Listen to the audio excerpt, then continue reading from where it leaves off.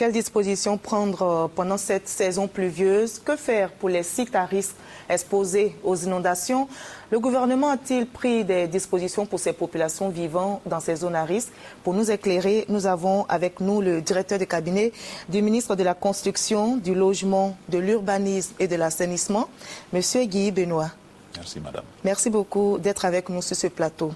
Alors, plusieurs sites ont été inondés ce matin, vous l'avez vous-même constaté. Comment expliquer alors que des travaux ont été entrepris? Je vous remercie de donner la parole au ministère de la Construction, du Logement, de l'Assainissement et de l'Urbanisme, de parler un peu, n'est-ce pas, de la situation que Abidjan vit dans ces jours.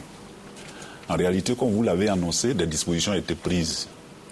Et c'est l'occasion pour moi ici, à la demande de M. le ministre de la Construction, de rappeler le spot qui est déjà passé et qui demandait aux personnes qui vivent dans les zones à risque de les libérer le plus tôt possible. Nous sommes en pleine saison des pluies. Au-delà de l'appel.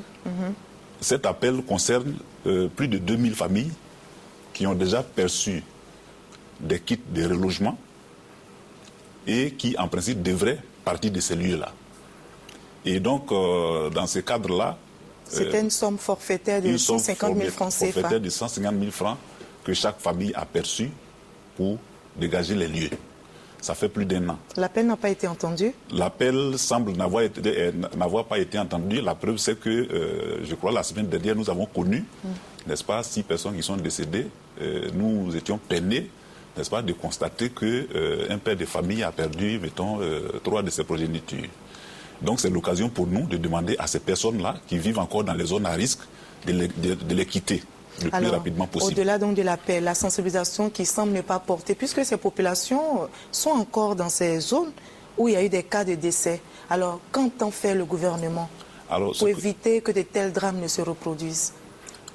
Dans le cadre, n'est-ce pas, de la résolution de ce problème-là, l'Office national de l'assainissement et du drainage, l'Office national de la sécurité et de la protection civile et le ministère de la Construction, n'est-ce pas, ont rencontré depuis 2 semaines les différents maires du district d'Abidjan pour que des dispositions soient prises pour qu'effectivement ces personnes-là partent des lieux. Ce que l'État pouvait faire, c'était de donner, n'est-ce pas, un accompagnement, ce qui a été fait. Aujourd'hui, il reste la sensibilisation. Qui ne porte pas, peut-être? Bon, c'est tellement qu'ils ne portent pas. La preuve, c'est que les gens sont encore là. Je pense qu'on est dans le domaine de la vérité. On ne peut pas dire que ça a marché. La preuve, c'est qu'il y a des glissements de terrain et il y a des morts d'hommes. Donc, si vous voulez, l'appel n'a pas été entendu. Mais nous avons déjà pris les dispositions. Je pense même que la RTI, n'est-ce pas, a relayé, n'est-ce pas, le spot que nous avons confectionné en collaboration avec le ministère d'État, le ministère de l'Intérieur et de la Sécurité. Et logiquement, si vous voulez, nous appelons, n'est-ce pas, les différents élus du district d'Abidjan de nous aider à faire partie de ces populations-là. D'accord. Alors, je vais vous poser cette question. Est-ce que les constructions anarchiques ne sont pas la cause de tous ces problèmes? Est-ce que le ministère ne laisse pas faire? Non, il laisse faire. Vous voyez, nous sommes là depuis 2011, mais l'État doit assumer ses responsabilités.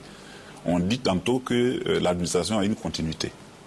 Donc nous ne pouvons pas dire, c'est parce que nous sommes arrivés aux affaires en 2011, n'est-ce pas, que les problèmes ne sont pas résolus. Donc comment vous entendez résoudre le problème de construction anarchique qui sont... Alors le problème des constructions anarchiques, si vous voulez, peut être réglé, n'est-ce pas, par le projet LEM que nous avons. Il s'agit des loyers, des lotissements à équipement modéré. Il s'agit de donner des plateformes, n'est-ce pas, à ces populations-là qui ont été identifiées, qui sont dans les zones à risque. Je disais tantôt qu'il y avait 2000 familles qui étaient dans les zones à risque d'inondation, mais en réalité, même sous les lignes haute tension et autres, on a plus de 6000 familles qui ont été recensées. Et ces familles-là, en principe, devraient pouvoir bénéficier, n'est-ce pas, du projet LEM. Donc le ministère, si vous voulez, a pensé reloger ces personnes-là. Mais je voudrais rappeler que dans le district d'Abidjan, nous avons pratiquement 115 quartiers précaires, ce qui n'est pas rien du tout. On a près de 800 hectares, n'est-ce pas, de quartiers précaires.